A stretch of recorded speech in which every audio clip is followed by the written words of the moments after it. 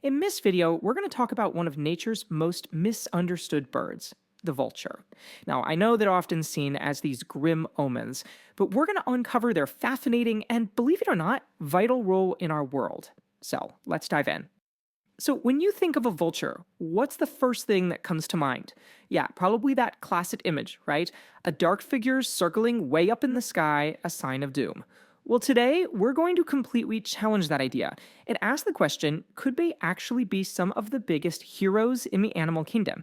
Alright, so first up, let's get to know the global vulture family. And trust me, it's probably a lot bigger and more diverse than you think.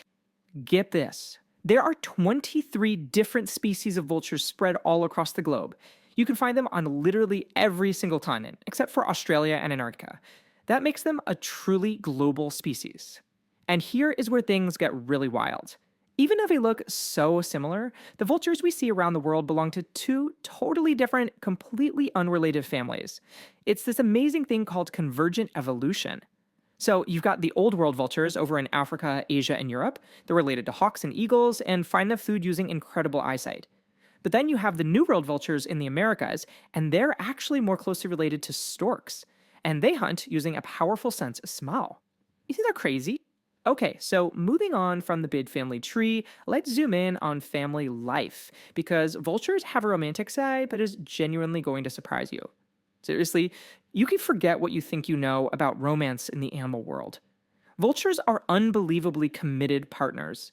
In fact, a lot of species are monogamous, and they form these bonds that last their entire lives.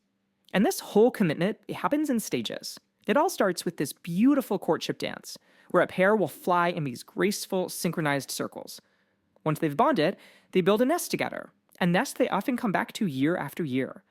Then both parents take turns incubating the eggs, and after their single chick hatches, they co-parent, sharing the duty of feeding it.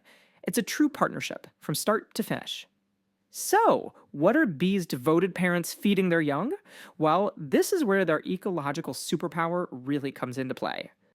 You see, vultures are scavengers, which means their diet is mostly made up of something called carrion.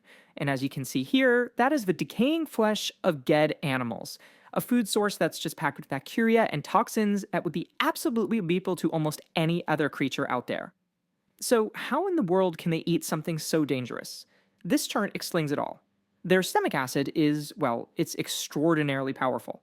You can see here that a vulture's stomach acid has a pH of about 1.5. That's way more acidic than our own. It's so strong it can literally dissolve bone and kill off the deadliest pathogens you can think of: botulism, salmonella, you. And all of this leads to their most important job. They are nature's ultimate cleanup crew. That incredible digestive system makes them absolutely essential for a healthy environment.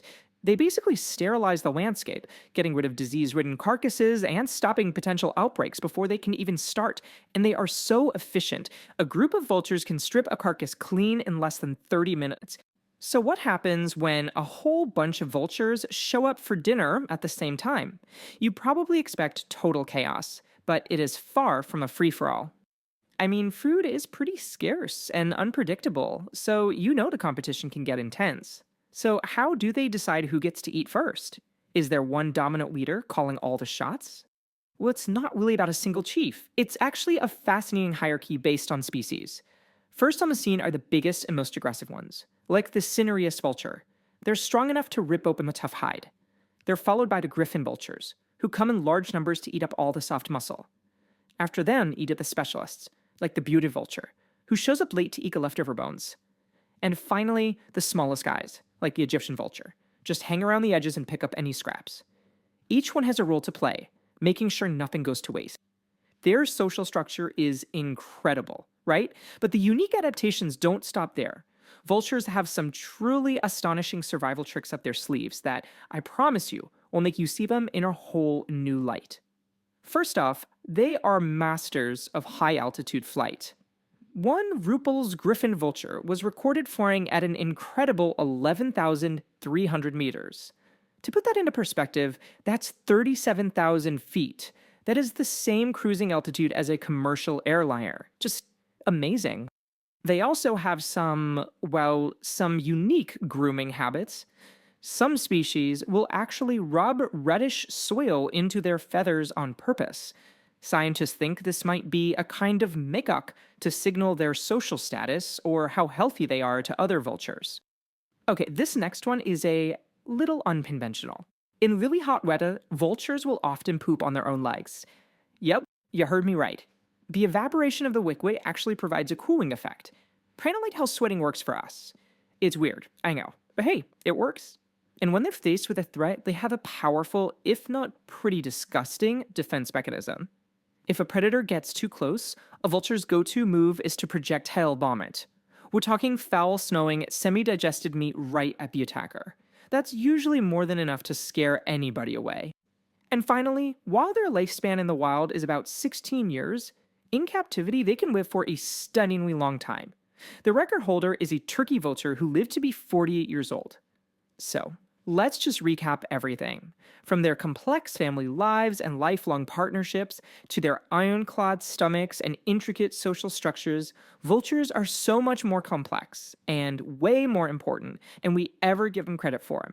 They are a diverse global family, and their role as nature's cleanup crew is just absolutely critical for a healthy planet. Which brings us to a final thought. A new way to look at these birds, after learning about their romantic side, their social order, and their critical role in stopping the spread of disease. What's your take? Are they just nature's garbage collectors? Or are they truly its most vital unsung heroes?